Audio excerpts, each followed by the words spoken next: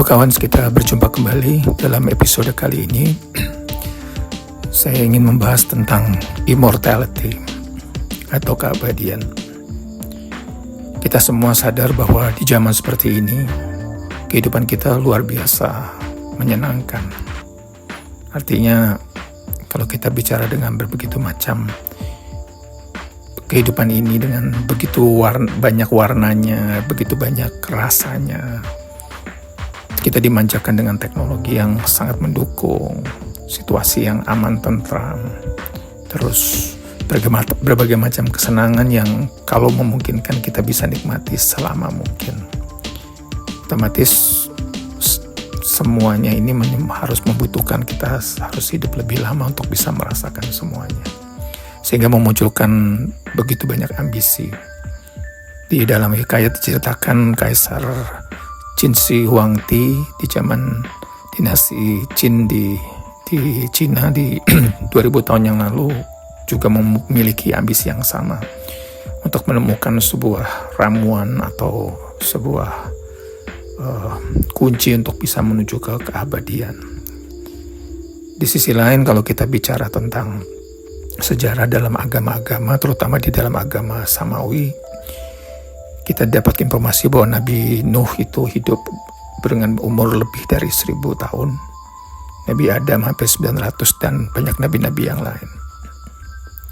So, berarti bahwa dengan adanya bukti-bukti sejarah tersebut, tentunya memungkinkan bagi semua orang untuk bisa hidup selama mungkin. Pertanyaannya adalah, bagaimana caranya? Baru-baru ini, mungkin bukan baru-baru ini, sekitar di tahun 2014 pernah ada sebuah artikel di salah satu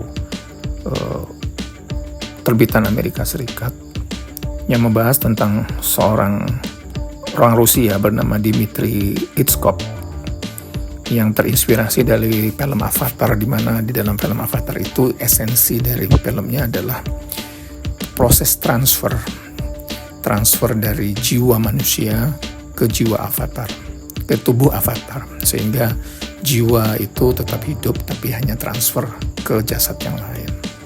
Dan Dmitry Itskov juga terinspirasi dari film ini sehingga membuat sebuah yang disebut dengan sebuah proyek yang bernama Inisiatif 2045, proyek perpanjangan hidup yang menawarkan jangka waktu keabadian selama 33 tahun ke depan, karena pada saat itu proyeknya dimulai sekitar tahun 2012 dan targetnya di 2045. Oleh karena itu diharapkan dalam waktu 33 tahun itu proyeknya bisa tercapai. Dimulai dengan avatar robot yang dikendalikan dari jarak jauh dan menciptakan kembali otak manusia melalui model komputer. Hasilnya adalah keabadian manusia dalam bentuk avatar holografik.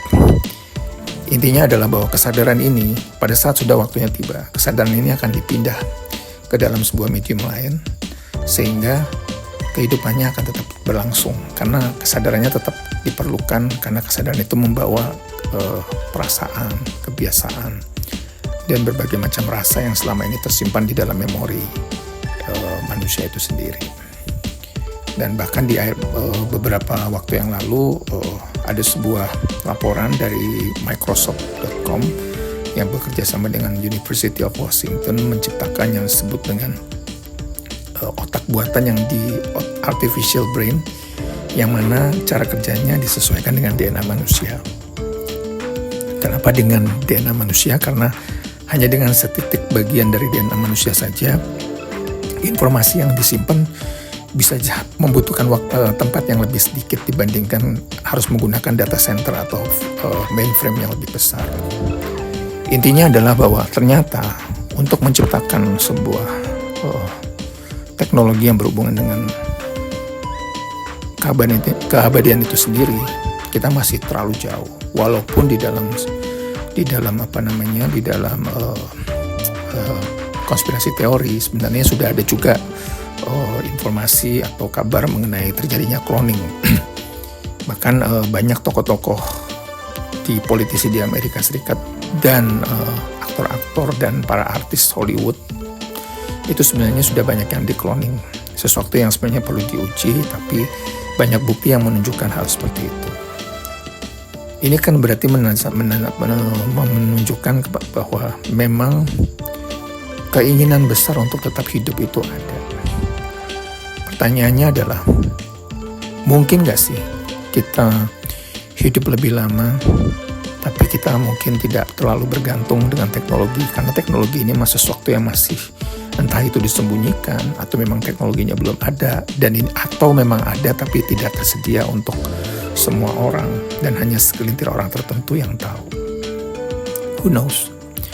Tapi setidaknya kita sebagai manusia yang sekarang menjalani kehidupan kita ini, kita bisa sebenarnya mulai berpikir, mulai bertindak agar kehidupan kita bisa lebih panjang. Seperti yang kita tahu bahwa kehidupan kita ini sudah penuh dengan polutan. Udara kita penuh dengan polutan, air kita sudah penuh dengan polutan, bahkan makanan kita sudah penuh dengan polutan. Seperti yang pernah saya sampaikan di beberapa episode sebelumnya, bahwa begitu banyak aspek yang terjadi di eksternal kita yang justru membuat kita akhirnya tanpa kita sadari malah mengalami kemunduran baik jasad maupun psikis kita. So, dengan semakin bijak dalam bagaimana kita menyikapi semua ini, bagaimana kita membatasi polutan-polutan itu bisa masuk ke dalam tubuh kita, bagaimana caranya kita memanage our lifestyle, ya, gaya hidup kita dengan baik, tentunya kita bisa meminimalisir itu.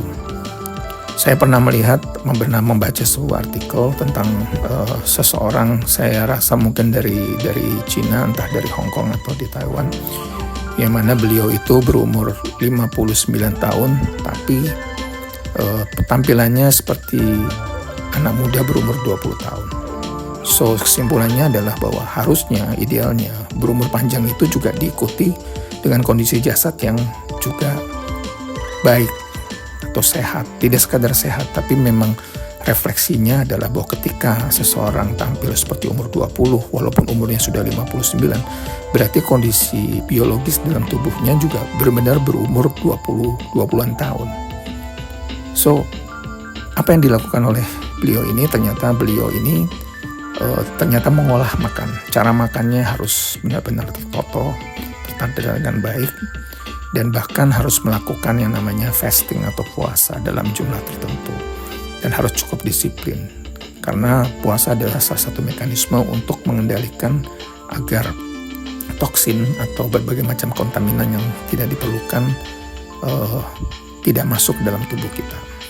Atau sekiranya kita makan sesuatu berlebih, dengan puasa ini kita sebenarnya juga memberikan waktu untuk tubuh untuk bisa melakukan proses purging atau membuang semua elemen-elemen atau polutan-polutan yang berbahaya, neurotoksin, toksin, dan lain-lain dari tubuh kita.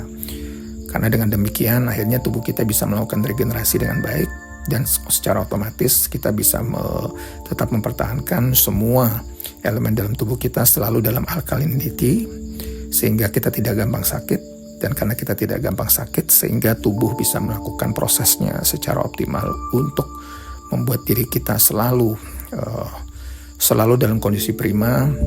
Jasad kita akan selalu melakukan autofagi, semuanya akan melakukan regenerasi sel bersamaan, sehingga akhirnya kehidupan yang lebih panjang itu bisa terjadi. Saya tidak bisa bilang mengatakan hidupnya lebih abadi, tapi at least kita sebagai manusia bisa lebih lama hidup di dunia ini, bisa lebih lama menjalani kehidupan ini dengan sebaik-baiknya, untuk memastikan segala sesuatunya berjalan dengan baik dan kita tidak meninggalkan sesuatu yang buruk setelah pada akhirnya waktu sudah habis buat kita semua. Sekian kajian untuk episode ini. Terima kasih.